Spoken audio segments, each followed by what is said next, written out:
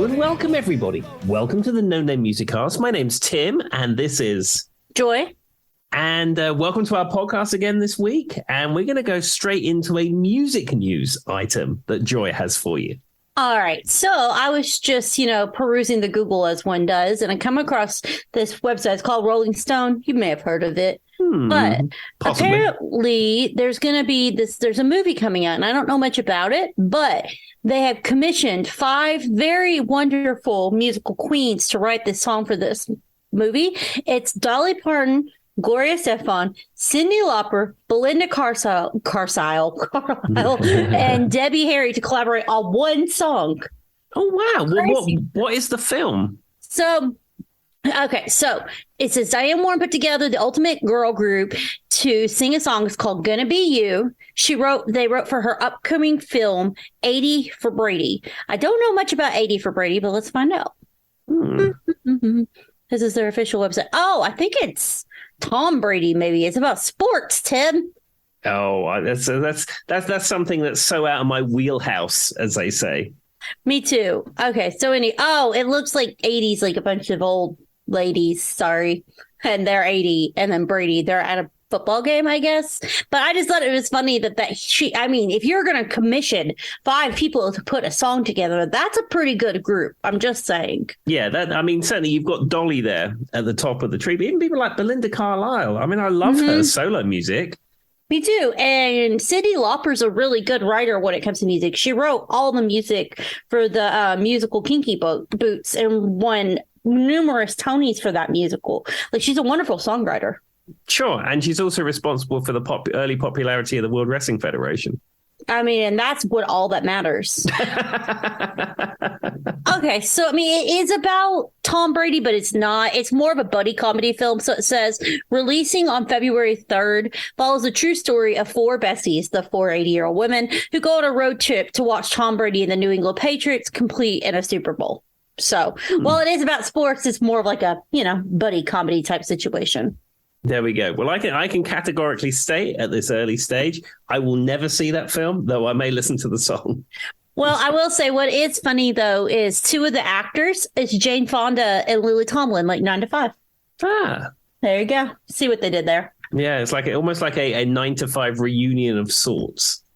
Yes. And I agree with Tim. I probably will not ever see this movie, but I'm going to go find the song. Yeah, I mean, when is the song coming out, or is it still being written or recorded? It says around January 20th. Okay, so which means it's in the can, mixed and mastered and ready to go. They're just waiting to promote it closer to when the film comes out. All right. And with my little music knowledge, we're going to go right into Tim's favorite game that he hates. And the word is, Tim, the word is walk. I would, well, there's 2 that come to mind. Okay. There's Dire Straits' Walk of Life from the album Brothers in Arms, which is a classic, which is a sort of a rockabilly type song, Dire Straits thing, and Mark Knopfler and all that kind of stuff. And that's a great song. However, the obscure choice would be from Queen's News of the World album, and it's a song called Sleeping on the Sidewalk. Which was in my playlist the other night that I was sending you, Tim. There you are, Sleeping in the Sidewalk, sung by Brian May. And it's like a blues song, which is unusual for Queen. What is the song that Charlie Loves the Contenders version that you told me is an actual Brian May original the other night? What's it called? What, Who Wants to Live Forever? Yes. So I've heard the Queen version many times, but I never knew who the original was, just so everybody can hear this story. And I had a Queen playlist that started with, I don't know what song, but it just kind of spiraled. And that song came on, and Charlie looked at me and went, "Wait, is this an original?" And I was like, "I don't know. Let's ask Tim." And of course, Tim knew. He knew right away. Sure, it's great. It's from the film Highlander, which I've seen like once, if I'm being fair. Yeah, and it's from the album A Kind of Magic. See, I knew it was a song. I just didn't know whose was the original, and so I had to ask the expert on all things Queen. There we go. So, but yeah, it is an absolutely fantastic song, very unique. That in the video, John Deacon is playing a white stand-up bass, upright bass. That's funny because I pointed that out to Charlie. I literally pointed it out to him when we were watching it. But we've talked about my husband loves the flair for the dramatic when it comes to his music. And as you know, that song is the top of the cusp when it comes to dramatic. Do you know what I should do? Is I should burn Charlie a CD, because I know he has a CD Walkman.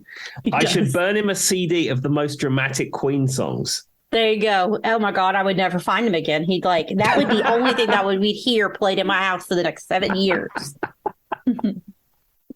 Anyway, so, and the reason I picked walk is because me and Tim are currently in our fitness goals for whatever year, it doesn't matter. Tim has been walking a lot of miles, and I need to still I'm still in a 10,000 step challenge with my twin sister, currently at 8,464. So as soon as I'm done recording this, I'm going to have to go walk some more. Yay. Well, I walked for 5 miles today. I walked all the way through downtown, down to MCEAP, and I turned a right, and then I came back round and all the way back around Cambria, and then back up to the house. And I looked on my pedometer and worked it out, and it said it was 5 miles. Well, I spent my day, as Tim is aware, thrifting the day away. We were at all the thrift shops. I sent Tim a picture of his favorite thrift area, which is the CBs. Absolutely. And didn't Charlie buy a grandfather clock or something? He did. It was actually really nice. It was this, we went into Goodwill, and it was $20. It's worth like $500. He thinks that they thought it's one that's very old school in the sense that it's all done by the pendulum. So if it's not sitting flat, it's not going to, work properly. He put all the hardware back in, got it up and running, and now I have a grandfather clock sitting in a room that I don't know what to do with, but he was very excited about it. But I mean, for $20.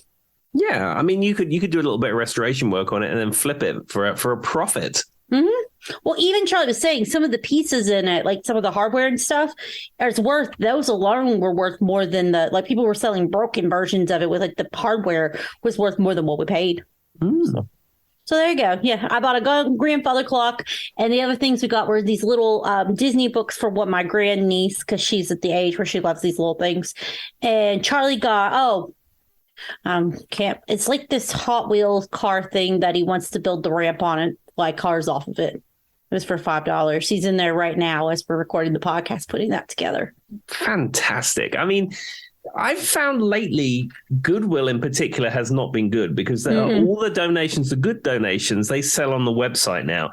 And mostly what you get in the stores is not good. It's just the leftovers. Pricing's gotten much higher. We found most of this, besides the clock, came from the YMCA store. Yeah, the YMCA thrift shop in Blacksburg. I'm sure our international listeners are fascinated about this. But the YMCA thrift shop in Blacksburg is the better one. And then there's the MCEAP in Christiansburg. But any of these Goodwill locations, they're not as good as they used to be. The only reason is Charlie wanted Himalayan Cafe for lunch because I like their veggie curry and he likes the chicken curry. And so we were going there, and then he needed to make a donation to Goodwill, and it all spiraled. So that's what my day was. But I mean, that's a nice way to spend a Saturday. And I took my dog on a nice long walk this morning, which is why I'm so close to my 10,000 steps. And with that, Tim, I guess we can go right into your topic. Okay, so this is a topic which I've been planning for a while. And it's one of these topics that, I don't know, maybe it's just I would find this interesting, but I'm hoping other people will find it interesting too. I know he's excited. Yeah, so this episode this week is the Brian May episode. Of course. Oh, that's ironic, though. You brought that right into the opening segment. I didn't know that, everyone. Exactly. So what I'm going to do is we're going to talk about Brian May the man, and then we're going to talk about Brian May the music. And then I'm also going to talk about times I've seen Brian May perform and some other stuff like that. I love how we went Brian May the man and Brian May the music. That's what you should name the episode. There you go. I will make a note of that in my notes. That's what we will call it. That's an amazing talk. Okay. All right, Tim, take it away. Okay. So Brian Harold May, or as he's now known, Sir Dr. Brian Harold May, CBE. Of course. He's 75 years old. He's born on the 19th of July, 1947. And he was born in Hampton Hill, Middlesex. Hampton Hill, Middlesex is not that far from Feltham, which is where he grew up. And I used to live in Bedfont, which is just down the road from Feltham. So effectively, we're both Feltham boys. Well, I just realized me and Brian May have the same horoscope. We're both Cancers. Yay! His birthday is only a few days after mine. There we are. He's probably the most famous person ever to come from Feltham, I would imagine. If you Google Felton, it's just a picture of Brian May. There you go. And of course, Feltham being in the London borough of Hounslow. So that's for you bingo card listeners out there. I do know where the house is that he grew up, but I'm not going to put that on the podcast. But if you're local to Feltham, it's near the Minimax, and that's all you need to know. All right. Well, there's somebody out there going, oh, that's like right beside me. Brian May, he's been married twice, and his wife currently is Anita Dobson. They were married in the year 2000. And Anita Dobson, I don't know if you ever watched a British TV show called EastEnders. I know what it is because you've talked about it. I've seen little shots of it. It's kind of almost like a soap opera, right? Yeah. And she was Angie. I forget the last name, but she used to run the pub in EastEnders. And you know, she's an actress of note. She's been in many things. She's been in the London's West End. You know, she's a very well regarded and established actress. But I know her as Mrs. Brian May. Of course. I mean, that is one of her accolades. If you got to marry Brian May, that kind of does put you up on the list, really, truly. Exactly. Now, as we said, Brian May is a CBE, which is a commander of the British Empire, which is like your Congressional Medal of Freedom or Presidential Medal of Freedom or that kind of idea. And you can be a CBE or an OBE. And I think we've actually covered this before. Yes, because remember Tom Jones was one.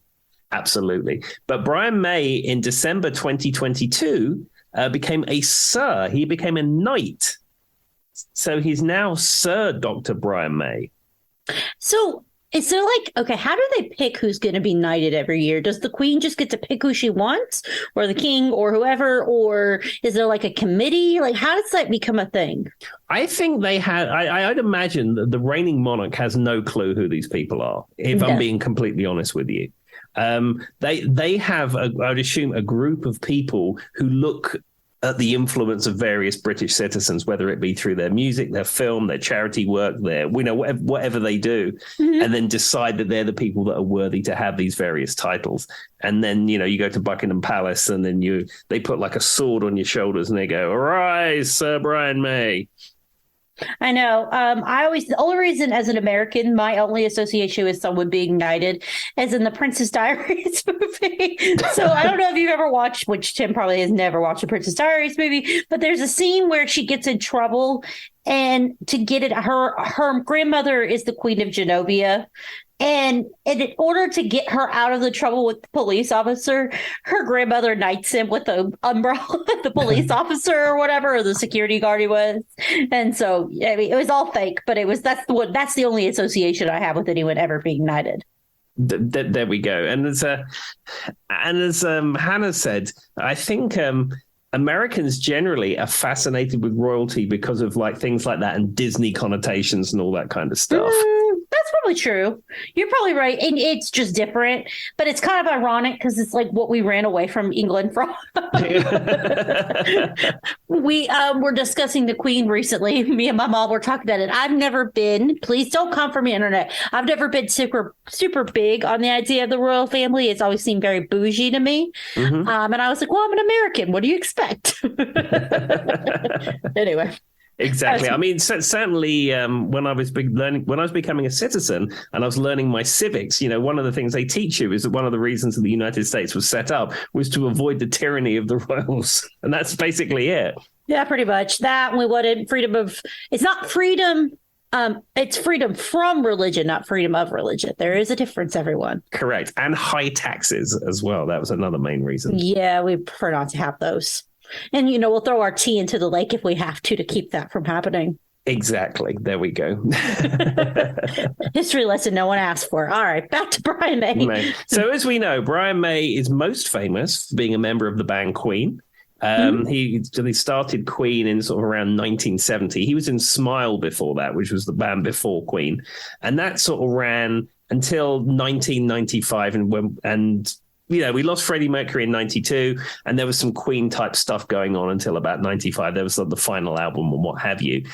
His main contribution, of course, in Queen is playing guitar, and he's very famous for having these stacked guitar harmony parts. And in very early Queen albums, they used to boast in the liner notes that they didn't use any synthesizers. And anything you heard that was like a wall of harmony or these various different sounds, it was all Brian May's guitar that was stacked. Like you record a bit and record a bit and record a bit with different sounds, and it creates this huge, big guitar sound. Which is so interesting to me because it kind of goes back to, the famous wall of sound is when they kind of developed with the rock and roll thing. It's kind of like his play on the wall of sound. And I never really thought about it until Tim explained it in the podcast, probably on the Queen episode. I don't know. Brian made cuts like Dolly Parton. Who knows when we were talking about him. But in the sense that me and Tim are always talking about him, I had never really paid attention. But then when you listen back, it really does create, it's like the wall of sound creates kind of like a hit. I always hit you in the face, for lack of a better way of saying it. It takes what's kind of hollow and develops a full picture. Does that make sense? And that's what's so interesting. And that's why I think that so many people are drawn to those lines. Exactly. And as I said, it was very, the Queen sound, especially early Queen sound, is so unique because of that stacked guitar thing. He got the idea from hearing Hi Ho Silver Lining by Jeff Beck. And there's a bit where it's two lead guitar parts, and there's a very short bit in it where the two lead guitar parts sort of play off each other slightly different, and it creates like a harmony line. And he's like, aha, that's the guitar sound that I want. And everything that he's built came from hearing Jeff Beck do Hi Ho Silver Lining. I mean, that makes sense, though. I could see that. It is in a way. I mean, think about choirs where you've got all your different parts in your build. That's kind of the point, right? When you sing in a choir, Joy sings in a choir right now, and we build on each other with all those different parts. Same concept, just in an instrument. Absolutely. And also in Queen, Brian May was also a vocalist, famously in the stacked harmonies. John Deacon never contributed really to vocals in Queen, but Brian May was sort of the middle voice. Freddie Mercury was sort of the low and the middle voice. Freddie Mercury was the whole range, and then Roger Taylor was the very high voice. And they would stack those voices to get those huge sound in the same way that the guitars were stacked. Very larger than life is what it kind of comes to, I think. Exactly. Also, most of the time in Queen, if you hear synthesizer being played, it will be Brian May. Freddie Mercury originally didn't want synths in Queen. And then in the 80s, he sort of, went along with it. But he said he would go along with it as long as he didn't play it, because he wanted to play the piano. So anytime you hear like the opening of One Vision or anything that you hear a synth, that will be Brian May playing it. So does Brian May play a multitude of instruments, or is he just a guitar player? Like what? I don't know. He plays guitar, bass, and keyboards. And I think he also plays ukulele. And there's like I think it's on Love of My Life, he plays a harp, but he sort of recorded a bit and played a bit, recorded a bit and played a bit. I don't think he's a virtuoso in the world of the harp, but that he has been noted as playing that. I will say anyone who can pick up a guitar can pick up a ukulele. So I just kind of associate those together. It's and using the Ian Husband's instant ukulele course for beginners. Remember, the ukulele is like having a guitar with a capo at the 5th fret and then the top 4 strings. Yeah, I've even seen it when I'm like doing my ukulele lessons and stuff. I've seen people talk about things of those natures. Tim recently liked my Shania Twain video I posted of me playing my ukulele the other day. There you go, guys. There we go. See, and also one thing about Brian May and Queen. He has been a member of the Rock and Roll Hall of Fame since 2001 as a member of the band Queen. I mean, would the Rock and Roll Hall of Fame even have any form of, what's the word I'm looking for? Notoriety? Like, would they even matter if they hadn't like Queen of all bands? And really, I feel like we would have banished them because that's pretty obvious. Exactly. What we've spoken of before, like Queen, I want to say Queen were unknown in the United States, but they certainly had fallen out of favor in the United States until Wayne's World came out. You're right. That is when it repeat. And then there was a lot of, I don't know, it almost feels like it's become a phenomenon. Like after a few different movies and different things, it went back. Queen became popular again. You know what I'm saying? Sure. Like in the UK, Queen has always been massive. But Queen was sort of not super, super big in the United States. And then they came out with that video, I Want to Break Free, which was around the time MTV was huge. And they put that on rotation. And of course, they were parodying the British TV show Coronation Street by dressing up in drag and pretending to be the people in Coronation Street.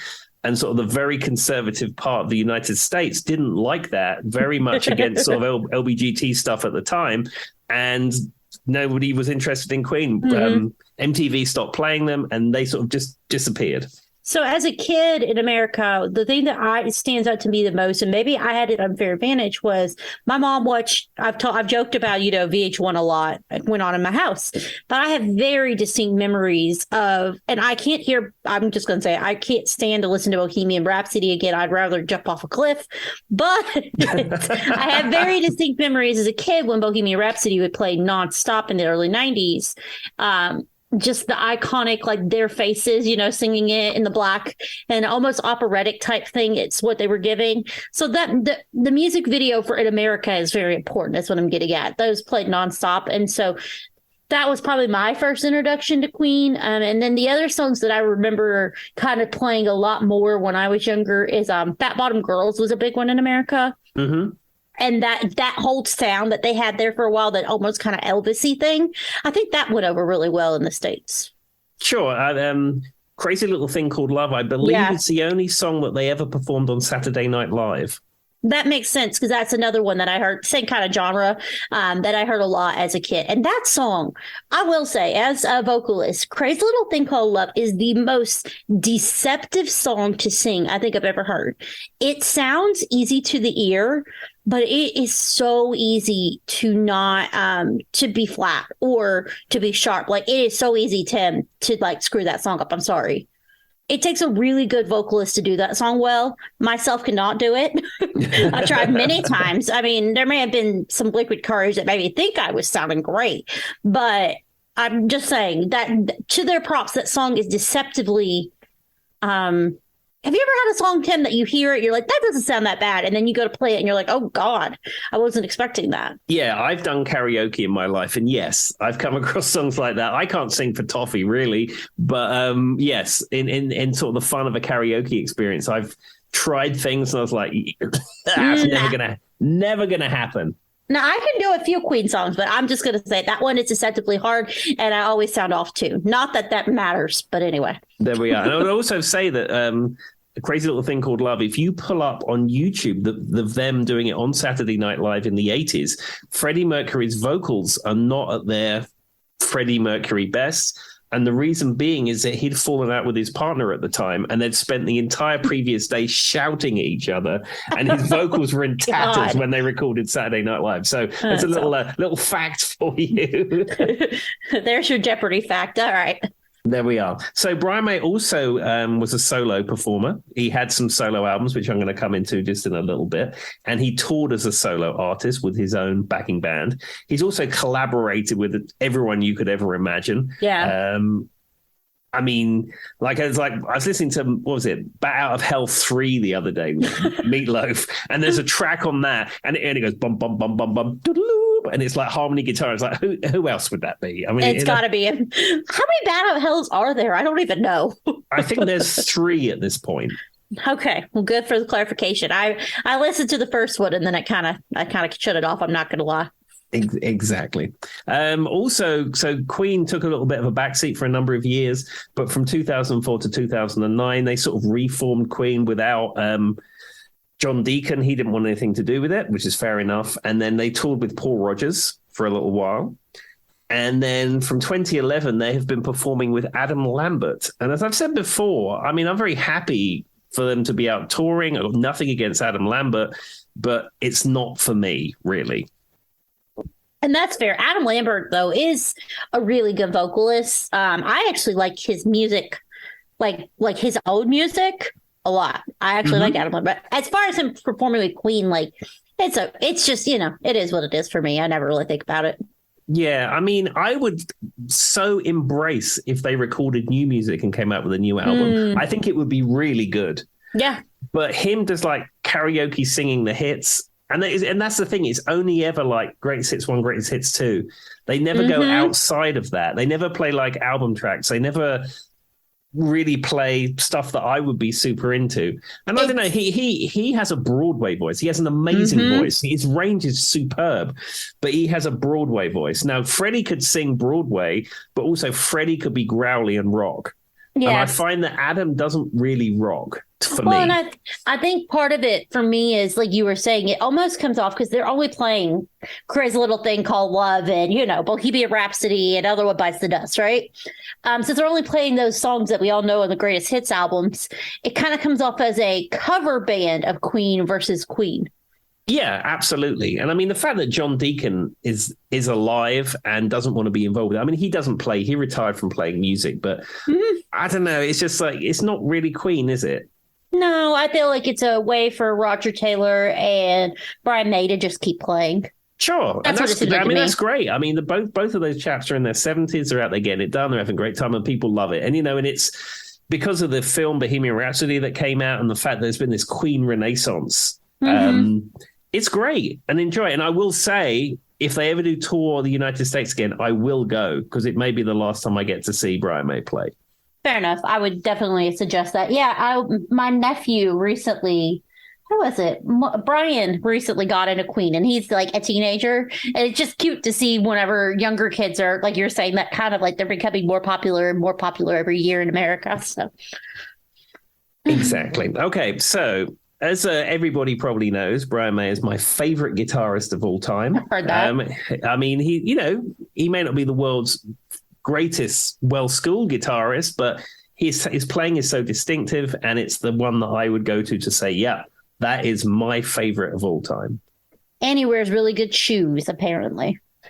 Yeah, I know more about his footwear than's healthy, if I'm being honest with you. I'm never going to let Tim lift that down, but anyway. Well, I'm actually currently wearing, as I record this, the Brian May approved Tofflin anti-static classic clog. I'm wearing socks with Patrick Star from SpongeBob on them. I recently found out that on stage Brian May wears the Adidas Superstar classic white sneakers. I shouldn't even know that.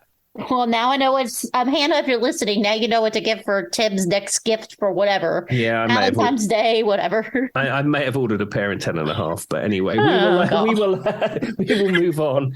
Now, one thing that's very unique about Brian May's guitar is that he built his guitar himself. Most musicians will purchase a guitar, and some musicians have made guitars, but I made a guitar when I was at school.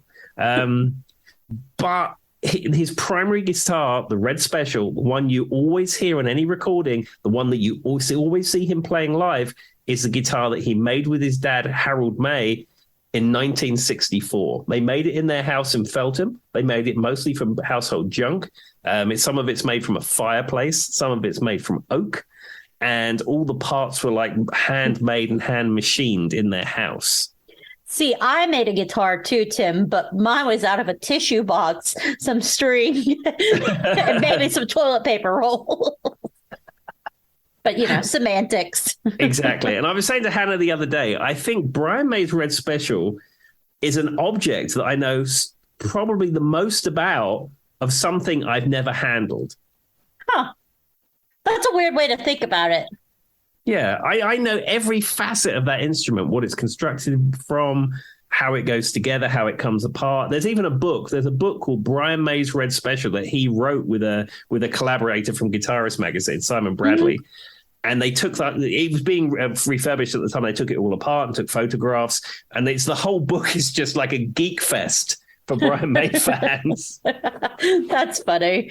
I mean, yeah. Well, if there's got to be enough of a market out there that they felt the need to make a book. So maybe you're not alone, Tim. No, maybe I'm not alone. I'm part of the fans of the Red Special Facebook group, and it's just like daily posts about, where can I get the Gene Reynolds switches? And should I use what color is the correct stain? And should I dilute my Rustin's plastic coating? And Well, I am a member of the SpongeBob fan group. I'll have you know, with my Patrick socks on anyway. That's just that doesn't surprise me at all that exists. Everybody's allowed to nerd out sometimes. It's okay. Exactly. The other thing that's unique about Brian May's guitar style is that he doesn't play with a plastic pick. He plays with an Old English sixpence, which is about the size of a US dime. Has he said why? Yeah, and in fact, see, this will be good for our audio-only listeners. I have a number of sixpences here. Okay. Where is it? Up to the camera. Show Joy. Yeah, I have one. And it's serrated on the edge. Yeah. So like metal on metal is going to give a very metallic sound, which is why often it sounds very distinct and trebly when he plays. But when you play guitar, often you sort of mute the strings at the bridge and then you kind of like hit the strings with the pick. But if you play with a sixpence and you hit it in the right way, the serrations on the edge sort of make a. So that's the sound he's going. But that makes sense though, because like even on I have a whole little thing of like UK monies, and I think I have one of those. But what I was going to say is, even in America though, ours have like dimes have serrated edges too, which for those who don't know is 10 cents for us, but it doesn't really matter. Yeah, it just seems interesting. I feel like that would feel funny to play with if you'd never. Have you tried playing with one, Tim? Yeah. I mean, I bought a whole pack of them. I mean, sixpences is not currency that's used anymore. It stopped being used in the early 70s because the UK used to have pre-decimal currency of pounds, shillings, and pence. And then I think early 70s, they went to like standard decimal currency. If my dad's listening, shout out to my dad. My dad collects coins. That's the only reason I know that. Okay. So he would probably know an old English sixpence looks like. Yeah, when I got back from Greece, that was like one of the few things. Me and my mom went out, and there was like somebody selling some older Greek money that we got him because that's like his collection. Ah, fantastic. Well, Brian May is very unique. I can't think of any other player that plays with a coin. Seems like that would hurt. It's like it would just take some getting used to, I guess, like anything else. Absolutely. I mean, I've tried playing with coins, and I'll do it just to get for the sound if I play my Brian May replica guitar. But for general gigging, I can't use coins. I do use a very heavy plastic Ultex guitar pick, and I use that because I like the attack the coin gives, but I like playing with a plastic guitar pick. So I'm channeling Brian May's attack when I play, but I play with a plastic pick. I mean, that's fair. At least you're trying. I don't know. I would have never heard that. I would have never thought of that. That's interesting. Yeah. The other thing with Brian May, he uses a Vox AC30 amplifier, which is the same kind of amplifier the Beatles used to use. However, he uses it on 10, 10, 10, 10, 10 on the normal channel. And he went to see Rory Gallagher very early on before Queen were even around. Rory Gallagher being a fabulous Irish blues guitarist. And if you don't know who Rory Gallagher is, you should go and check Rory Gallagher out because he was fantastic. But he went to see him at the Marquee Club in London. And I've been to the Marquee Club, and actually I played a gig at the Marquee Club. But he went to see, I went to the same place where Brian May went up to Rory Gallagher after the show and said, "Hey, Rory, your guitar sounds great. What do you do?" And he says, "Well, I plug it into a Vox AC30, and I use a treble booster, which is a pedal that makes the treble really trebly. And when you use those two things together, that's how I get my sound." So Brian May made the guitar with his dad, plugs into a treble booster, goes into a Vox AC30 on 10, boom! That is how you sound like Brian May. And that's what he still does to this day. Now, of course, technology is caught up and he uses a wireless system and he has guys that rebuild the amplifiers so they don't blow up and all this stuff. But essentially... so they don't blow up. Yeah. Most of the time when you hear Brian May play, that's what you hear. He also has a little amplifier called the Deaky amp, which was built by John Deacon, which is like a little custom-made transistorized thing built in a bookshelf speaker. So it's a combination of the two. But if you ever see him live, it's the AC30 on 10 with the treble booster, and that is the big, massive Brian May sound. I will say, guys, for those listening, I think my eyes glossed over about a quarter of the way in. I lost track of all the things that were happening. and that he did this, and then he does this, and then he does this, and then I heard transistor, and then Tim looked happy. In the best way. I'm kidding. Like it was hard for someone not physically seeing it to follow, but I appreciate Tim's nerdiness in this moment. There you go. I can get a lot deeper into this. I'm skimming over this. This is the high points of this. This. Fair enough. All right, what's next? Okay, so Brian May is also a scientist. He's not a doctor of medicine. He's a doctor because he has a PhD, and his doctorate is in astrophysics that he got from Imperial College London. He started work on it in 1971, and then bailed on it because he got famous with Queen. But he always wanted to finish it, and he finished it in 2007. His thesis is in deep space pulsars, which makes so much sense because Tim, if you know anything about Tim, you know he loves space too. Space is one of Tim's favorite things. Wait, didn't we get in a whole space? Yes. Light years last episode, as everyone is aware. If you didn't listen. So it makes me laugh because Tim also is a big space person. He loves watching SpaceX launches. He'll talk about space about as much as he talks about guitars. Maybe. Yeah, I've been to Kennedy Space Center. Oh, I like that stuff. It's fascinating. I do too. It is. And it, like you were saying in the last episode, it's kind of mind-boggling for us to think about as a whole. Absolutely. Anyway, moving along. Absolutely. So he says he's a doctor, deep space pulsars, and the interesting thing is that like he collaborates with NASA not because he's a rock star and he has written songs for their various things that NASA have done, but he actually collaborates with NASA because of his doctorate and his research. See, he's a man of many talents. Exactly. Where else are we? And also, on top of all this, he is an animal activist. Did you know that? I did know that because you've told me that. Yeah, he has a charity called Save Me, which is named after the Queen song, and he's very vocal in his support of preserving badgers and preserving wildlife and foxes and other such British wildlife. I mean, that's awesome, and I like that. I've seen him post on his Instagram about it before. I thought it was interesting that it seemed to be focused on kind of the wildlife in like Britain. And so I was like, I love when artists and different things kind of take it back to like their roots and care about something that's very direct like that. But anyway. Yeah, he's actually gone on record and say that he would like to be remembered for his animal activism rather than his music. I mean, I get that. He's going to be remembered for both. Brian, if you're out there listening, which obviously listens to this episode, it's about him. Exactly. Tim just gets a ping one day saying Brian may actually listen to it, and then I get a call from Tim because he actually had a heart attack. Like he's in the hospital going, "Oh my God, Joy! I mean, it was worth it, but I had a heart attack." But anyway. But yeah, as I said, animal activism is something that's very dear to Brian May. He's always, like you say, if you follow him on Instagram, he is an avid Instagram person. Everything you need to know about him and his life goes on his Instagram. He supports the art community. People like he does what they call bright art, where people draw pictures of him, often with badgers and foxes and other wildlife, and then he promotes artists through his Instagram.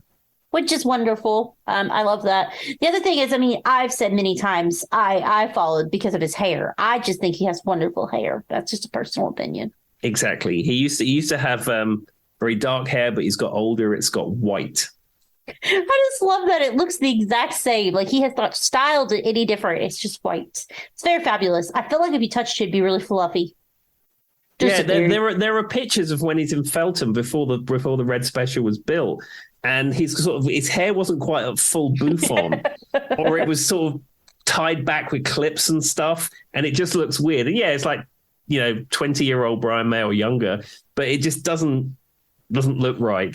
I mean, it almost reminds me of like the old powdered wigs from back in the days. It kind of reminds me of that, but cooler. But it also gives him a very like if I were walking down the street and John Deacon walked past me, I wouldn't notice him. Wouldn't even know it was him. He just looks like an older gentleman. Whereas if Brian May walked past me, first, I would check to see if he was wearing white clogs to confirm if that's true. But two, I'd be like, it's got to be him. Look at the hair. Very identifiable. Absolutely. I haven't seen Brian May since he's had the hair in white. But I was going to go into all the times I've seen him live, but in a second. But I think, yeah, it is the hair and the clogs. I mean, who else is rocking that hair with those clogs? And makes it look so good. See, I couldn't pull it off, man. Exactly. Well, just a couple of other Brian May facts before we move into the music side of things. He's also a lifelong vegetarian, and he is into stereophotography. Are you aware of stereophotography? I don't know. What is stereophotography? So it's a thing that from sort of the Victorian era, before TV was invented or before film was invented, where you have two images. And then when you look through a special viewer, you see a 3D photograph. Did you ever have a Viewmaster as a Yeah, kid? I know what that is. Yeah. Yeah. So it's basically that, but it comes from the Victorian era. I've seen them, and the little, like, you look in them. Like, I've seen them in, like, TV show. Okay, I know what you're kind of talking about now. Yeah. Right. The Viewmasters were like a red plastic thing that had a Mm-hmm. circular like And film you that went do the in. little. Yeah, and then you'd look through, and there'd be themed different TV shows or different films or nature or whatever, and then you'd look into it, and then what you're seeing is a 3-dimensional object. Yeah, I've seen, like, the Victoria ones referenced in TV before, but I didn't know what it was called till Tim just told me. That makes sense. I had a viewfinder as a kid, but I don't remember what. I want to say it was the Flintstones. Not that that matters.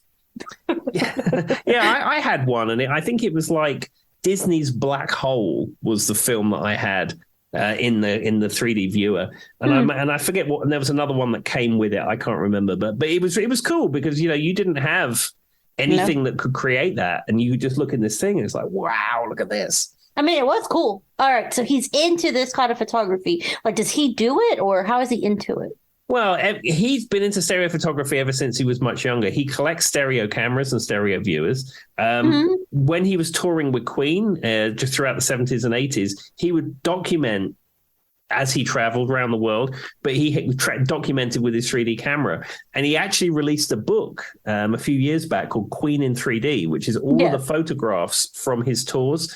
And he has a company, I think it's called the London Stereoscopic Company, which is actually his company.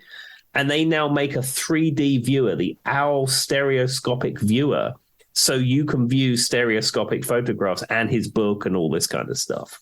Oh, that's cool.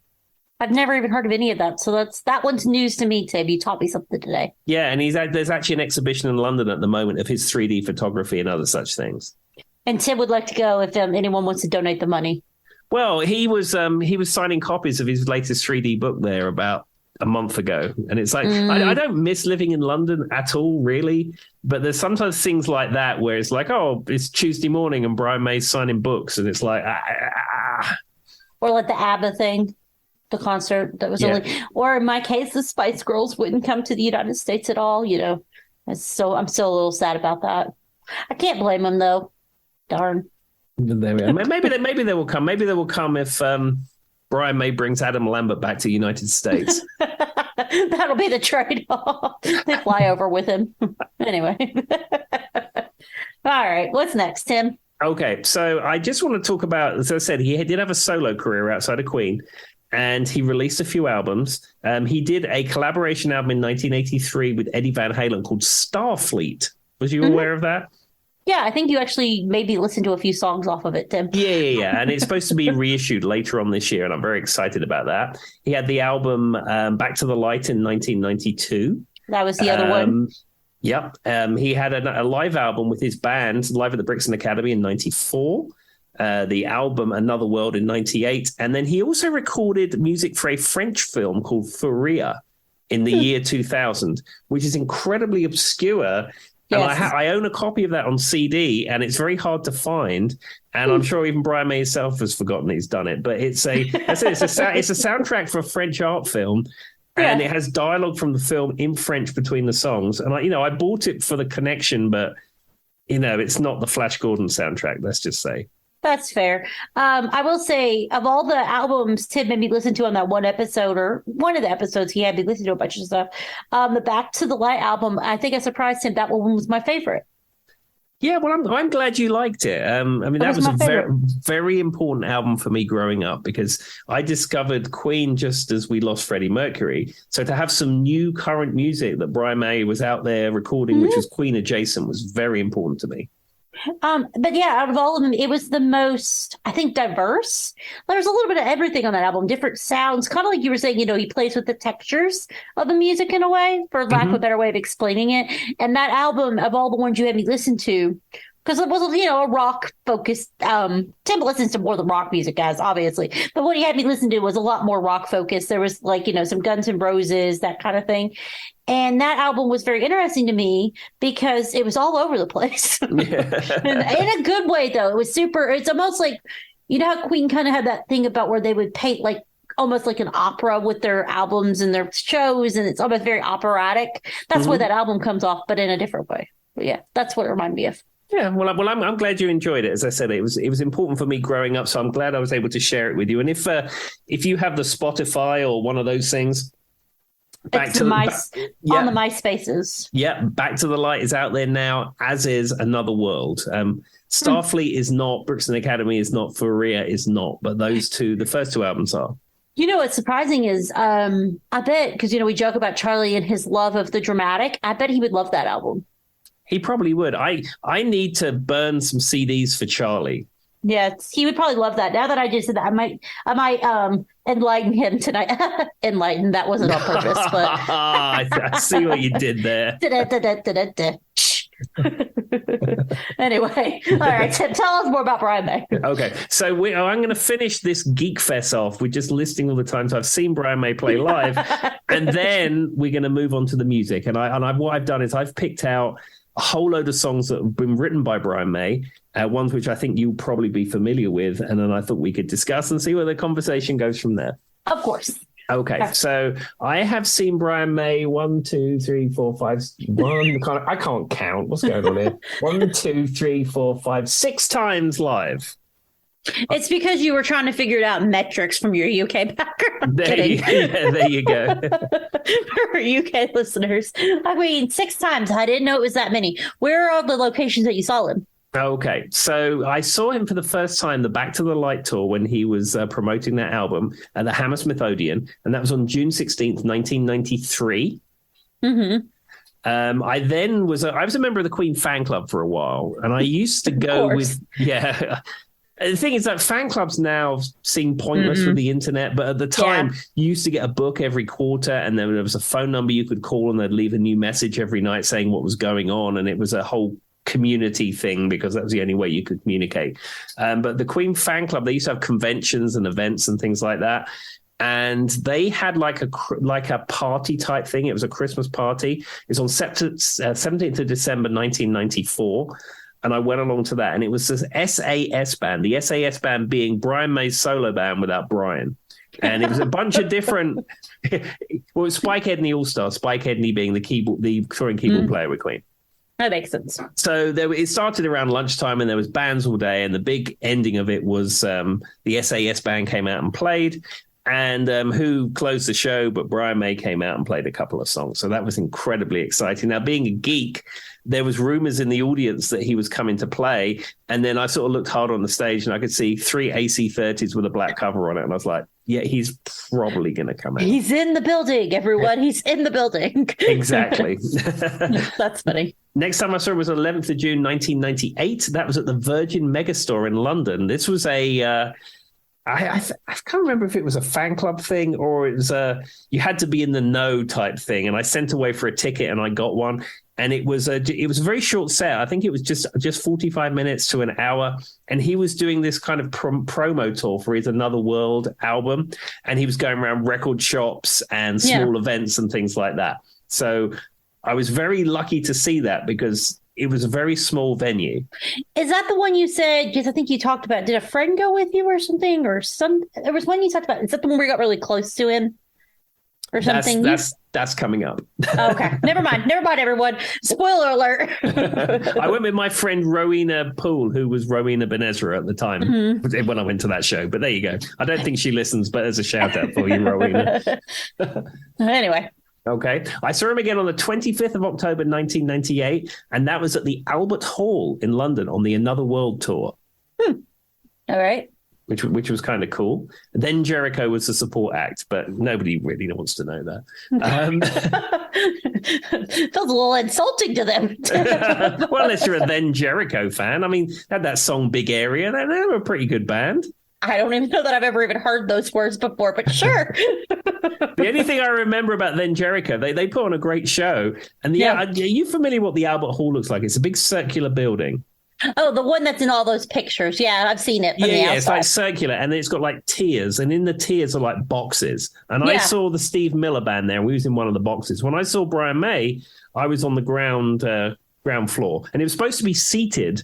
But in the last minute, they sent us a letter saying they were pulling the seats out because they were going to video it for a release. And it was videoed. It was actually videoed in 3D. But it never got released. And people have asked Brian May, why haven't you released it? And he said, I just wasn't happy with it. I don't think you'd like it. I mean, at least he's honest. Yeah. So maybe it'll see the light of day, maybe it won't. But who knows? Maybe Tim will be in the audience waving at us. We'll see him somewhere. It's possible. But what my lasting memory of that is when Then Jericho were playing, someone pointed up, and about 5 tiers up in these boxes, you could just see a dude with bouffant hair. Told you, it's the hair. It makes the man. The hair makes the man. Exactly. And then nobody was paying any attention to Then Jericho, and everyone's going, ah! And then Brian May was like, Brian May's cool. He's like, no, listen to the band. They're great. And then he, wandered off. I mean, I can't blame him. I'd be like, could you guys not look at me? Bye. Every time you keep talking because I've seen pictures of like the Albert Hall thing on and it reminds me of, in Roanoke, there's a place called the Circle in the Square. Mm-hmm. That place should be called the Circle. Would it be? I guess it'd be the Square in the Circle. Because you said a square's inside the circle, right? Yeah. So it'd be the opposite, Tim. Not that anyone cares. That means nothing to anybody else. But when Tim was describing that, that's all my brain could think about. Well, I've played a gig in Centre in the Square, and it's square, not a circle, and it has none of as many tiers, and yeah. So the name is not true. And it has a bunch of restaurants in it. Oh, never mind. Well, the name got me thinking it was literally like the shape of the building. I think I've only ever been in there once and I was a kid and there was like a space museum thing or something. No, yeah, I know what you mean. Yeah, no, it's... Well, that was not eventful at all. Moving along. That's all I could think about, though, when you were describing the building. All right. Well, if our friends at Roanoke are listening, you guys have misled me on the shape of your buildings. There we are. Anyway.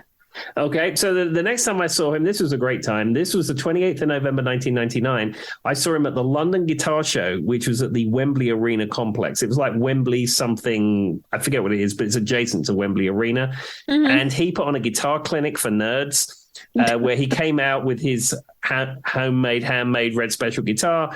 And then he talked about his guitar, his rig, the way he played.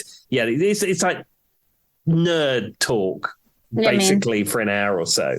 And they actually filmed it and it appeared on YouTube about a year ago, and I capped it off YouTube in case it disappeared. So I'm very lucky I had that, and you can actually just about see me in the audience. But the cool thing was we was, I think, in the second row. So I was super, super close to him and the guitar and watched him play and all that kind of stuff. That's cool. And then at the end of the show, we went to the very front of the stage and he wouldn't sign anything.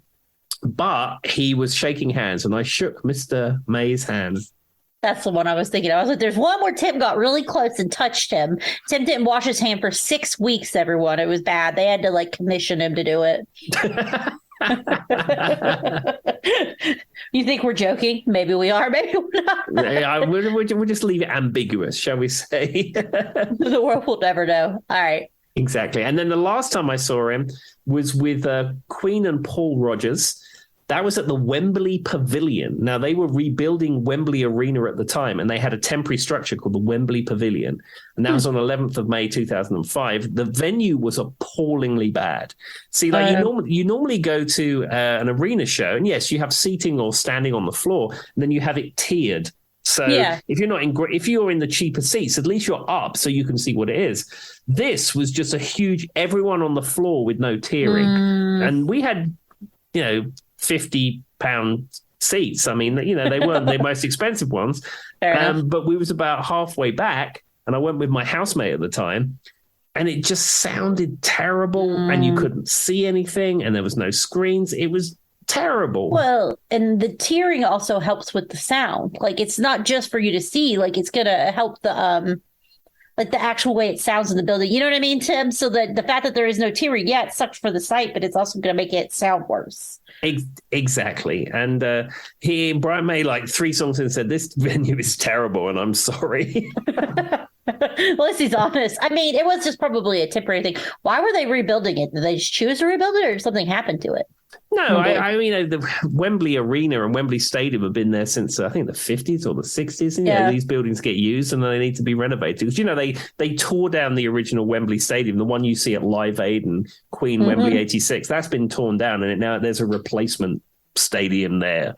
And I think the Wembley Arena was the same. If they didn't tear it down, they completely renovated it. I just realized the word I was trying to find was the acoustics of the building, everyone, for those listening. Like the tiering, Tim was saying that it dawned on me. That's the word I was trying to find. The tiering helps with the acoustics of the building. So if there's no tiering on top of that with the sound, it's going to be rough. Oh, well. At least you still got to go. That's all that matters. Yeah, I mean, I got to see him, but I mean, that of my various occasions of seeing Sir Dr. Brian May, that was not my favorite. Fair enough. But there we go. Okay, so that's your geekery. That's your background and your geekery all done. So Joy can now breathe easy. So that section is done. It was pretty interesting. I learned some things. I didn't know about the pins. So there you go. There you go. All right. So I've got some songs here, all of which were written by Brian May. Some are from his solo career. Some of them are from Queen. And I thought we could just go through the list and we could see where it goes from here. So, all right. So I'm going to open. The first one is from Back to the Light, his solo album from 1992. And this is Too Much Love Will Kill You. And I remember that song. Where is it out in the album? Is it at the beginning? It's about halfway through. I think it's towards the end of side one, I think, if you listen on a vinyl record. I kind of remember the name, but I'm going to be honest with you, it all kind of floats together. But it was, if I can remember right, it was towards the middle. And so this album, were any of the songs singles on the Back to the Light, or was it just... There was two main singles. There was Too Much Love Will Kill You. And then the other song, which I was going to come to in a second, but we can talk about it now, is Driven by You. I mean, to be fair, for those who aren't listening, who don't know what we're talking about, this album is not a song. It's not an album I listen to that often, but I do remember bits and pieces of it. And this song sticks out. So I was curious it was a single. Yeah, it was. And there's a promo video for it as well. And that album, he's got, his hair looks wonderful. Everything looks like it's in black and white. Were that videos like that as well? Did they keep the kind of trend going, Tim?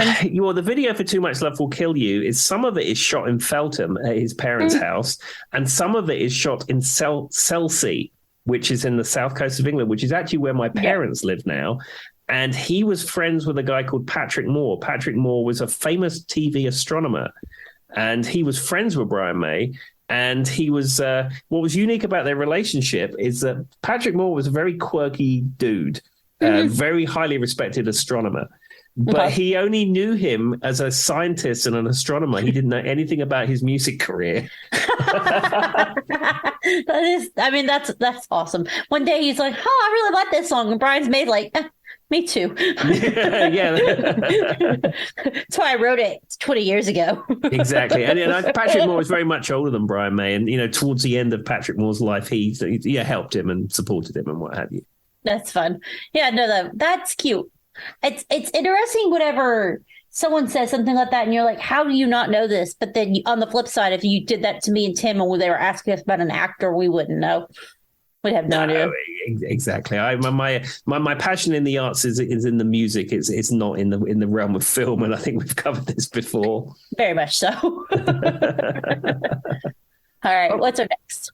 Okay, so moving into the Queen catalogue, one that's very famous and one that gets played even now with the Adam Lambert thing is Hammer to Fall. I love Hammer to Fall. And the reason I love Hammer to Fall is I don't know if it's supposed to sound like this, but I like to listen to Hammer to Fall live. I think it sounds cooler live. Like I'll put on Live Aid or whatever or something, just put it in the background and it'll be live and then perform it. But the song sounds like almost like a hammer to fall, like it gives that effect in the song. Does that make sense? I don't know how else to explain it, but I think it's super cool the way they did that. It's a hard rocking song. It's in the key of A. It's from the album The Works from 1984, and I think you're right that the live versions of that really probably are the definitive version, whether it's the Wembley 86 version, whether it's sort of Rock in Rio version, and there's various live versions out there that you can find on YouTube and what have you. But yeah, I think it really came alive live. And that opening, like the "Here I Stand" or "Here We Fall," the history, it's just. So Brian May wrote did he write all of it? Did he write the lyrics and the music, or did he just? I believe so. Yeah. The lyrics in that one are so cool too, and then that wonderful. I don't know how to explain it. If you've never heard a live version of "Hammer to Fall," just go listen to it. I will say, in my opinion, it's better live. Absolutely, and of course, famously performed at Live Aid. Yes, which would be the easiest one for you to pull off the YouTubes, you guys, or the MySpace or Bloop Diary or something. I don't know, whatever the kids are doing. Vimeo, or I don't know where the cool kids are getting their videos from these days. I don't know. They're all still on Vine or something. I don't know. Anyway, but yeah, that's my opinion on Hammer to Fall. Excellent. All right, well, let's move on to the next one. So this one comes from 1991. It's from the album Innuendo. And it's the song "The Show Must Go On." So "The Show Must Go On" is peak what I think of when I think of Freddie Mercury. For some reason, in my mind, that music video is the first thing that pops up.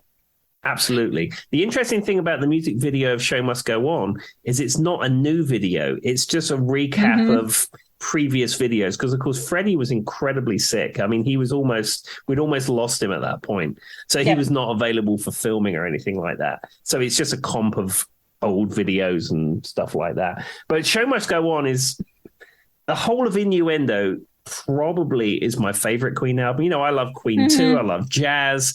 I love News of the World. But I think if I had to define my favorite album, it probably is Innuendo. And it starts, the beginning of "Show Must Go On." I said, from your previous Brian May education, you would know that opening keyboard refrain is played by Brian May. And maybe he's playing it on a Korg M1 synthesizer. Just putting that out there. I mean, I wouldn't have guessed that, but it sounds like Tim may have researched it before. I don't know, everyone.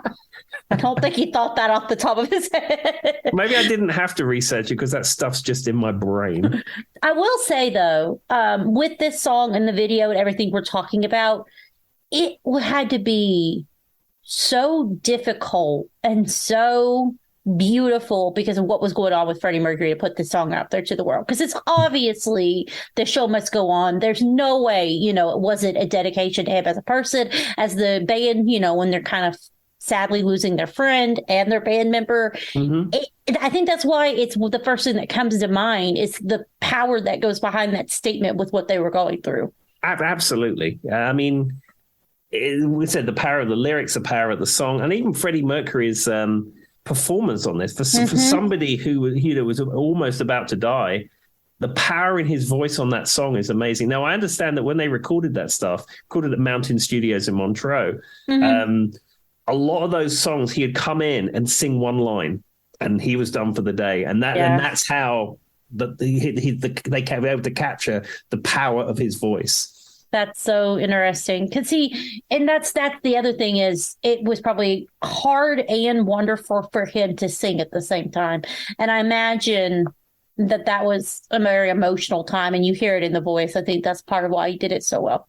Absolutely. But I mean, it's such a great song. And when when the Bohemian Rhapsody film was in theaters, I saw it 3 times. And I mean, me and cinema are not really fast friends. But I mean, it was a film about my favorite band, and how could I not watch it? And they did a good job. Yeah, the closing titles of the Queen film play "Show Must Go On." Well, they played "Don't Stop Me Now," and then as the title started rolling, they would play "Show Must Go On." And you see that in a good quality cinema through the sound system blasting out. It's absolutely amazing. See, I saw it in theater only once, but I've seen it on like my actual TV probably. I don't know. I put that and Rocket Man on randomly all the time. So I would say that Rocket Man, if I'm being honest, Rocket Man is the better film of the two. Yeah, I would agree with you on that. But I love them both. And they both have good music. So I think that part of the reason Rocket Man was a little bit better was I just think that the way they told the story, the structure is a little bit smoother. And it's a little bit more, it felt more personal a few times because and I think that's because Elton John kind of directly collaborated a little bit closer with that one.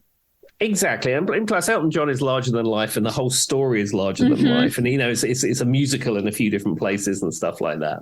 It's so cool that if you've never listened to the Bohemian Rhapsody, or listened, if you've never watched Bohemian Rhapsody, the movie, obviously we want you to. We think it's great, but if you've never watched Rocket Man, it's phenomenal. Yeah, I would even go on, even as big as a Queen fan as I am, I would say if you had to choose between the two, see the Elton John film first, because it is really, really good. I've left that one playing in the background a few times, just randomly, because I just like to listen to it and hear it. And it's intense, though. Just be aware. Elton John had an intense life, everybody. Absolutely. And he's still here to tell the tale, luckily. That's true. Knock on wood, Tim. Don't even say that out loud. Yeah. There you go. Don't you dare. All right. What's next? Okay. So this is from 1980. Now, this is one of my favorite films of all time. And how could I not have Flash? So true story, everybody.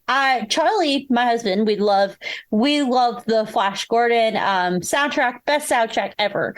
But I don't know how Charlie didn't know this. We literally have the vinyl sitting in my living room, but my husband, music is not retained in his brain the way it is in mine. And facts about music, it's just, he's much smarter in other things. He likes music, but it's just not like his big thing like me and Tim.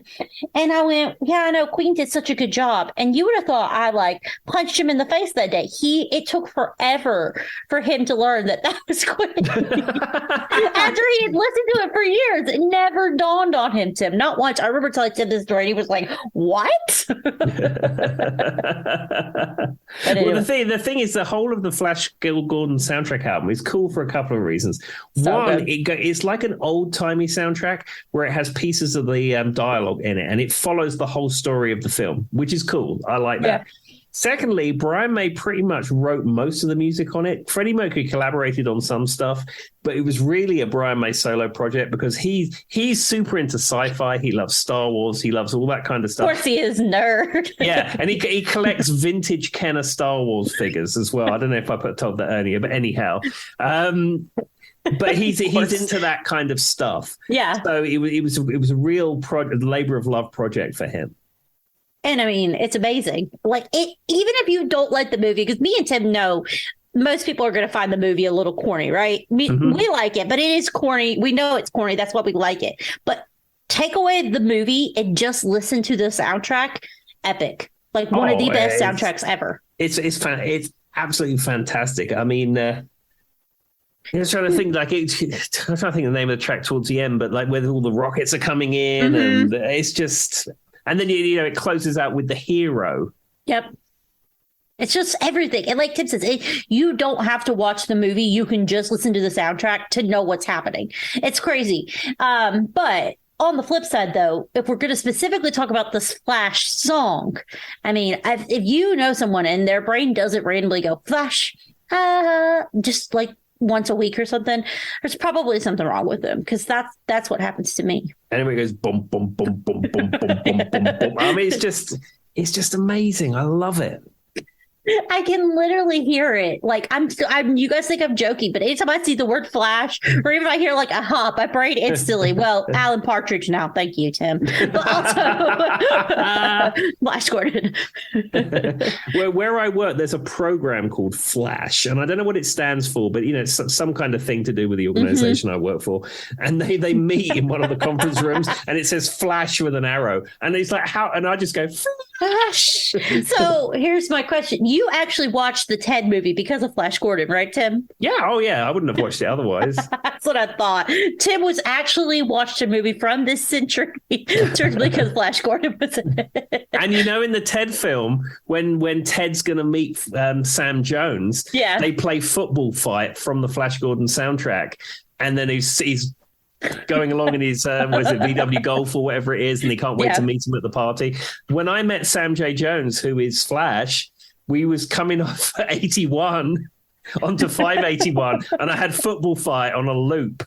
It was the greatest thing ever. I love that. I love Ted, I will say. But my favorite part about that one is the party scene that Tim's talking about. They're excited. They're going to the party. There was a lot of substances being used in this scene that we won't talk about. But Still, when I say Tim, tears, I went and saw it in theater with Charlie, and I had to like calm myself down. It's the scene where he stabs the guy in the hand with the knife, and he goes, "So you guys know that game you play, like you see in like movies where they hit around the fingers and they're trying to mix the fingers with like a knife or a fork." He stabs the guy in the hand, and the guy screams at him, and then he goes, "Why did you trust me? I'm on drugs." And I thought that was the best line of the entire movie. The other part I like on Ted is when they're talking about the 90s musicians like Bare Naked Ladies, how all you have to do is sing the vowels. Mm-hmm.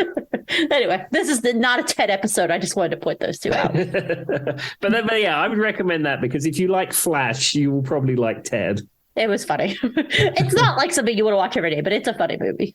Exactly. Cool. All right. Well, let's move on to another song from the Brian May written catalog. So this is one that's so iconic at this point. Every sporting event since this came out has used it. From 1977, from News of the World, "We Will Rock You." I have a. I'm gonna say it. I don't want to ever hear it again in some way. It's a great song. It's a cool. Brian May has a really good way of like, the whole thing about getting the audience involved and like making these songs that are so large. Like, we talked about like "Hammer to Kill" is like a battle cry almost type song. Mm-hmm. Like that's what "We Will Rock You" is. And in its heyday, that was amazing. But Tim's right. How much money has he made off of that one song? Oh, it's absurd. The other thing that's interesting about "We Will Rock You," there's no drums on it. What you hear is stamping on floorboards and clapping. Which is cool. And in its moment, that is fantastic. Like, it is really cool if you think about it in that way. It's just like Tim said, it's been used so much. Now it's going to be in my head for the next week, too. Thank you, Tim. I mean, let's be honest. Do you really want to hear it again if you had to pick a Queen song? Not really. I like the guitar bit where it gets in E and then it goes to C and then it goes to A. When it goes to A and then he comes in with that guitar refrain. I mean, the guitar tone is just sublime. I can't tell you how great that guitar sounds. There's a reason why it's been used as much as it has, and that's why. To their credit, there's a reason why the song gets played so much that you get burned out of it. It's because it's a good song. Exactly. But that is not true of "Sweet Home Alabama." Oh, y'all don't bring the confectionery section into my podcast episode. Just because I never want to hear that song again, guys, doesn't mean I'm saying it's a quality song. I just want you to know that. I just need to make sure that is clear. Anyway, moving along. Okay. All right. So this one comes from 1989 from the album The Miracle. The Miracle has just been re-released, and I got the Miracle box set for Christmas. And in fact, I was listening to one of the discs from The Miracle just prior to recording this episode. But this is "I Want It All." Another song that is larger than life. He has a way with his music that, like, I hadn't really thought, because no offense, Tim, but I don't know which ones always are the Brian May ones and which ones aren't, like Tim does. But the more you say it, the more I realize all of his songs are very grandiose. Maybe my husband needs to become like a Brian May super fan because they all sound like things he wants to hear at all times. Well, you can as a rule. I mean, this doesn't always work. But as a rule in Queen, if it starts with a piano, it's written by Freddie Mercury. And if it's in the key of A or starts with guitar, it's written by Brian May. Oh, that's smart. I mean, it makes sense. I mean, it doesn't always work because some of the great Queen songs are written by Roger Taylor and John Deacon. But I would say if you're not sure, that's a rule of thumb that you can stick with. But I also think, though, the kind of larger than life thing, I want it all. I want it. They also, though, that works so well, though. And I think Brian May is smart because of Freddie Mercury's voice. You have to have somebody like that singing those songs for them to give them that life. So he was probably writing them that way on purpose. Sure. The other interesting thing about "I Want It All" musically is not terribly different from "The Show Must Go On." The chord structure is almost the same. What are the chords? Do you know? Well, it's in B. Interesting. I mean, how many jokes do we make about CD? You know what I'm saying? Like, I've never really thought about it. Now I kind of want to go back and compare them because that's interesting. I'd never really thought about it. The other interesting thing about "I Want It All" is the phrase "I want it all, I want it all, I want it now" is something that Brian May's wife Anita Dobson used to say. She'd say, "Brian, I want it all, and I want it now." And he took that phrase and he created this song with it. So it wasn't about not getting your fried oysters 2 doors down. No, it was about Mrs. Brian May wanting something in particular and being very vocal about that. And then he turned into this amazing song. I mean, that's crazy. The joke I'm making, though, is how weird is these songs that we're talking about come from some specific, you know what I mean? Things you would never think that's what the song's written about.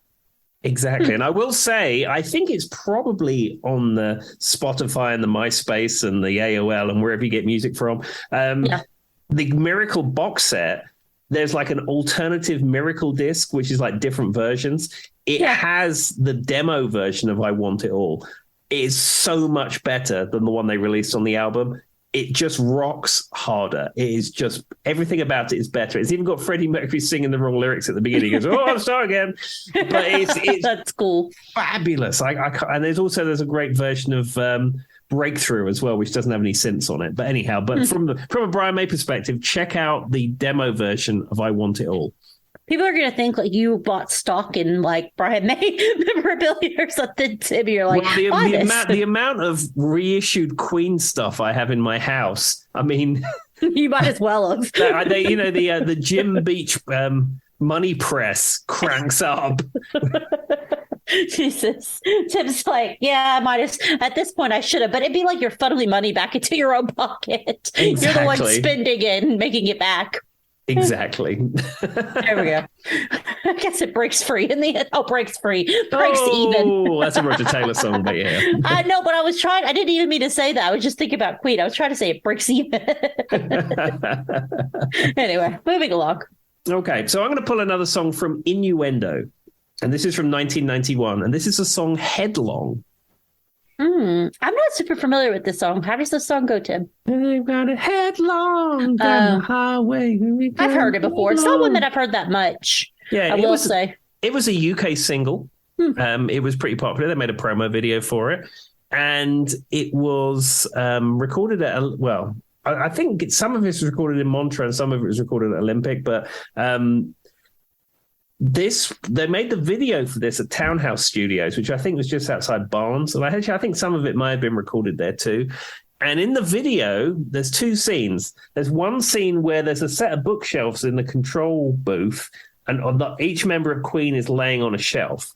Mm-hmm. I may have gone on a Queen fan club tour to Townhouse Studios, and I may have laid on that shelf. Just saying. Of all things, you just chose to lay on it. Did you get a picture? Well, they offered it because you're in there with the Queen fan club, and it's like, and this is the shelves from the video, and it was like, "Oh, can I lay on the shelf?" And they're like, "Yeah, we'll just take the books off; it'll be fine." And of course, this was before cameras were invented, so I don't have any evidence of this, but I can tell you I did it. I was going to say, I was asking if you got a photo, but he didn't pull out his Polaroid back in the day. You have to shake it. Tim waiting on his photos to be developed. There probably really is a lot of concern for people out there going, how old is Tim before photographs were developed? Well, the thing is, I really love photography now. And ever since the advent of digital cameras, I've taken so many photographs, like editing them, and I post them and do all kinds of stuff with them. Well, and Tim keeps like for those who don't know this, I'm going to cut him off for a second. Tim keeps organized lists and like documents and like he's the most meticulously organized person with his photos and like his PDFs and like Excels of where he's been and what he's done. It's so random to me. Anyway, yeah, but in the pre-internet age, I didn't really take a lot of photographs. Like you go to like Australia for 2 weeks, I took 14 pictures or something. It's like it was a chore, but it was a challenge. You take a lot of pictures, and you didn't know if they was going to come out, and then you have to get them developed. And then what do you do with those pictures? They just sit in around somewhere, and then they get lost. Yeah, I mean, I guess that makes sense. It's just funny to me that you, as someone I know who's very dedicated to his photography, in the sense that you have a picture of everything, that makes me laugh. That you don't have a picture of Leg on the bookcase. No, and also I don't have a picture of me standing in the same place on the outside staircase of the control booth where Brian May plays the solo with his foot up on the first rail of the handrail thing. I don't have a picture. I did that too, and I don't have a picture of that either. It's in his brain, though, everybody, and it'll never leave. That's all that matters. You guys laugh, but Tim has an Excel document of every time someone said he had a different accent than what he has. Do you still have it, Tim? No, I did it for a year. It was about 3 or 4 years ago I did it. So, especially if I live somewhere like Chicago or I live somewhere like New York City or sort of a large sort of populous area where there's going to be people from around the world living and working. Urban. Yeah, it's not going to really work. And like when I got on trips to Vegas before living here or trips to Los Angeles or whatever, nobody really cared, really. But when you live in like rural Southwest Virginia, even though there's like three big colleges or 4 big colleges around here, that has international students, but even still, like you're an oddity. I mean, like you go through the KFC drive-thru and it's the best thing that's ever happened in their life when you ask for a bargain bucket. And it's funny because we do have 3 major colleges there, but a lot of the international students tend to be from Asia or India. Tim is still a little bit of an oddity. You don't get a whole lot of the UK folks for whatever reason, but it cracks me up whenever he says stuff like that because I've become immune to Tim's accent. It's only when he says certain words that I'm like, what is he saying? And then it dawns on me. And then I hear him sometimes play it up when he wants to be extra posh. I think Tim has a posh sounding accent to me. Yeah, people have told me before that my voice sounds like language learning tapes. Yeah, which is why you can do things like do the voiceover on the phone system at work. Yeah, exactly. And it's very clear. I still can't get past you guys. To this day, and this is before me and Tim were even like friends, like we knew each other, we're just coworkers. I got this elderly lady on the phone and she needed to pay some of our people who retired from the company Tim works for now and I previously worked for. They still had to pay their bill for their insurance. They could keep it for a certain amount of time because of just different things. So she would give us a little monthly check of $50 or whatever so she could keep her insurance. Well, she called upset because she forgot to pay it, which was fine. And I said, yeah, come on over, we'll get you set up. Well, she just went, I just want you to know that guy's voice. And she spent 20 minutes talking about how attractive she thought Tim was. And it was so awkward. And I'm just like, yeah. I was like, he's an employee here. And she's like, oh, I need to meet this man. Anyway, I still thought that was the funniest thing ever. Because all it is Tim going, press 2 for human resources. Or whatever it was. Anyway, Tim. Yeah, I am. The organization I work for, I do all the auto attends in the phone system where every department you call has me. Press 3 for human resources. If you'd like to leave a message, press 4. It was Tim's favorite thing in the world when we had a whole mass turnover. And HR had to re-record it 47 times and and he'd be like, Joy, come here. Who do they need to call for this button and this button? All right, there's my paper. Anyway, everybody. But there we go. All right, let's do a few more. Let's do a few more Brian May songs. And of course, Brian May speaks with a British accent, so just everything's just coming together beautifully. Weird that he would speak with a British accent. Well, coming from Feltham, like I do. What's funny is if anyone listens to the podcast, Tim, they're probably if someone really was dedicated, they could do a map and just put little dots of all the places. Because Tim's so meticulous in being and this is in this place and this city near this town. All right, what about Brian May? Okay, so this is from The Game from 1978, and this is Save Me. Oh, okay. I haven't heard that song in a long time. I wouldn't have thought that was his song. Does it fall under your thing if it starts with a guitar? It starts with piano. However, when they played it live, I believe Brian May played piano on it, because if you see the 1982 Montreal show, he starts it. He's got the guitar in his lap, and he starts it on piano. Okay, that makes. As soon as you said that, I was like, I don't think that one has. I think it starts with the piano, so I guess that one doesn't fall under Tim's little thing. But I will say once again, very intense lyrics. The song's literally saying "Save me" over and over again, and a very larger than life song.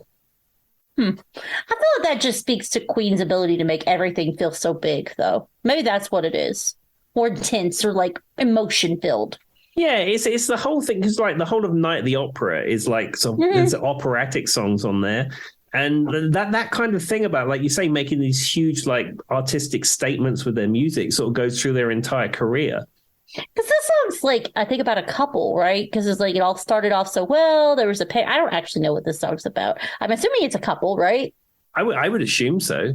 It's not really like some big virtuoso kind of thing, but it's still intense in the way they do it and they present it in a good way.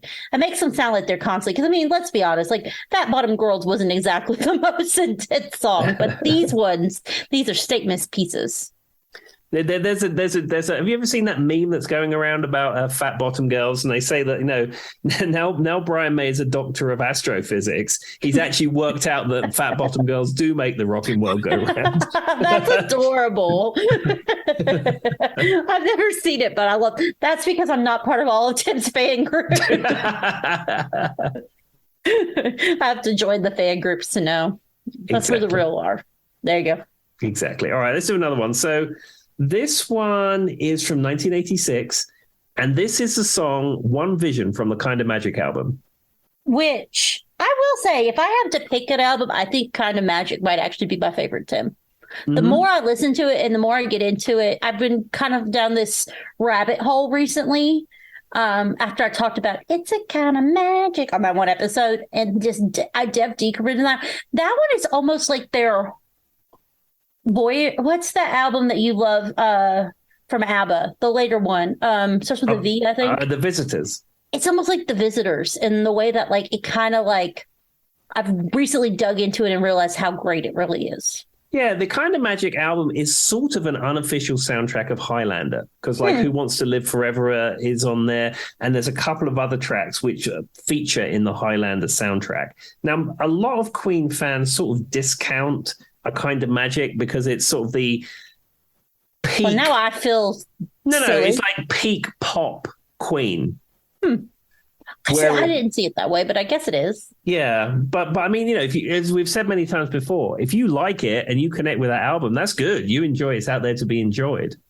Yeah, I think it's probably just in the most recent years. For some reason, I've really gotten into it. But I like pop music. I've always liked pop music. We've talked about it many times, so maybe that's why.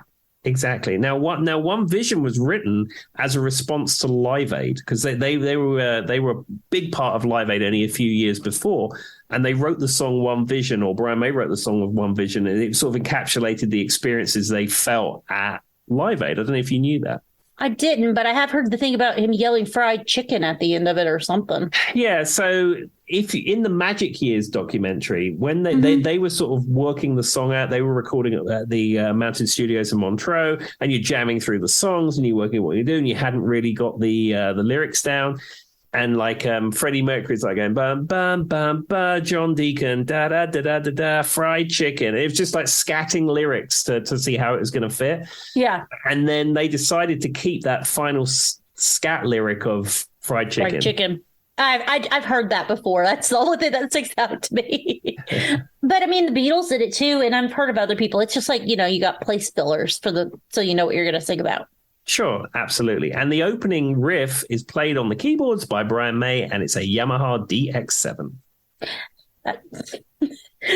Anyway, moving along. I have so many questions. There's a lot more about this. Like the fact that you have that just memorized, because he did not look that up for that. Just say that, everyone. That is not on the notes in front of him. I don't even know that he has notes in front of him.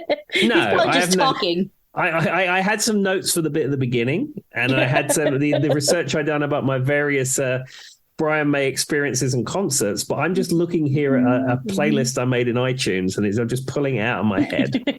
See, everyone, now I've got It's a Kind of Magic in my head. All right, what's the next one, Tim? We could probably do one or two more. Yeah, let's do two more. So this one is from 1976, from A Day at the Races, and this is Tie Your Mother Down. That song... I wouldn't have thought that was written by Roger. I almost said Roger Taylor. Everyone, don't cover me, internet. I meant to say Brian May. Well, your little cue on this one, your little clue is this is in the key of A. Okay.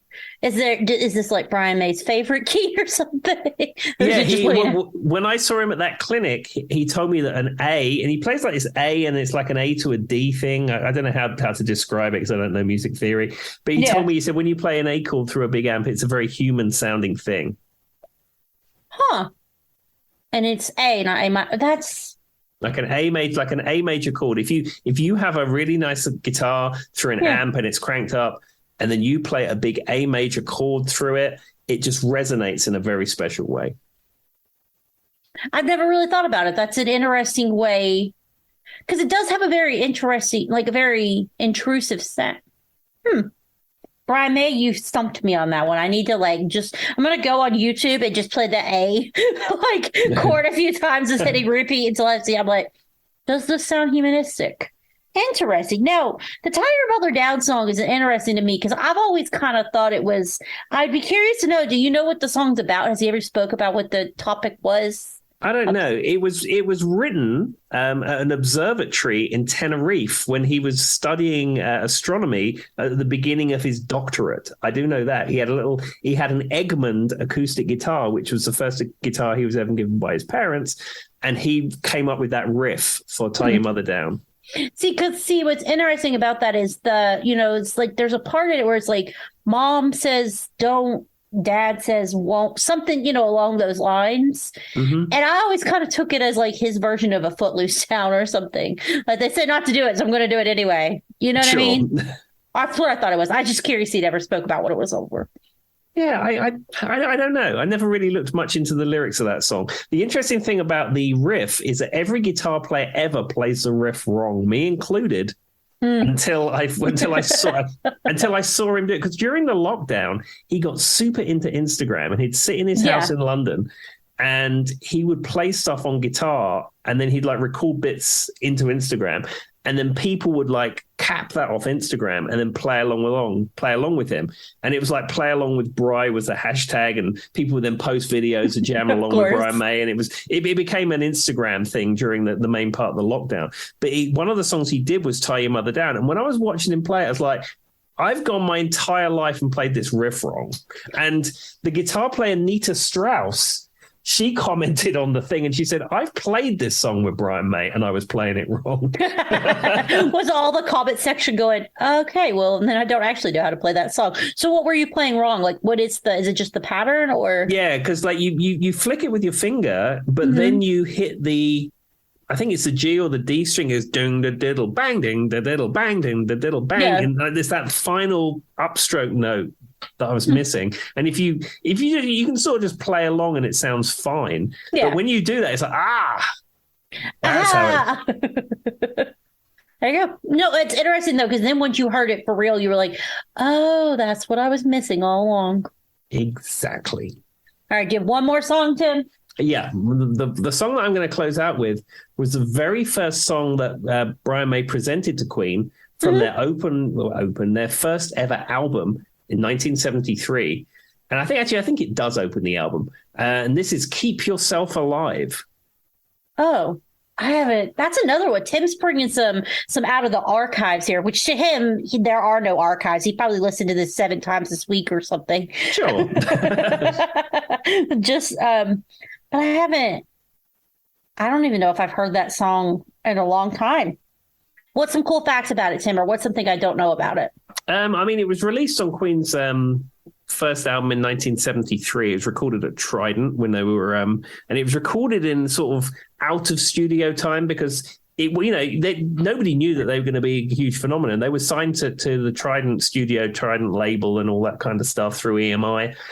And it was recorded in studio downtime. So someone would go in the daytime and record stuff. And when they finished, they was able to use the studio from 11 p.m. to 5 a.m. or something. And the whole thing was recorded in studio downtime. That's cool. So they were, at this point, they didn't know they were going to make it. So they were like, this is the only time they would let them in, pretty much. And Brian May had this song for a number of years prior to Queen forming. I don't know whether he had it in Smile, but it's certainly a song that had been around for a while that finally saw the light of day on Queen's debut album. Can you find videos of Smile? Like if you go down a rabbit hole, are there anything out there? I don't think there's anything from Smile. They the band before that was called 1984, and they played a support gig at the Albert Hall. I think it was supporting Cream, I think. And there is some incredibly poor quality, like Super 8 footage of 1984 performing at the Albert Hall. But I don't think there's anything visually from Smile. There is a sort of half bootleg, not really bootleg album called Queen Preordained, which has a lot of the Smile stuff on it. And it has some of the Freddie Mercury, Larry Lurek stuff on there as well. And I can hear music and things like that. But certainly, I as far as I know, I could be completely wrong. I don't think there's any Smile footage.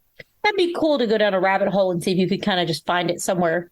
I'm just curious because, like, I've heard the name a few times. We've discussed, predecessor bands and that kind of thing, but I don't know much about them. So it'd be cool if we could find, if any of our visitors somehow were at a concert, any of our listeners have, we're just happen to be at a concert however many years ago and have that video footage, let us know. Yeah, I mean, Smile was basically Queen without Freddie Mercury, with a guy called Tim Stafford singing. It was before John Deacon had joined the band.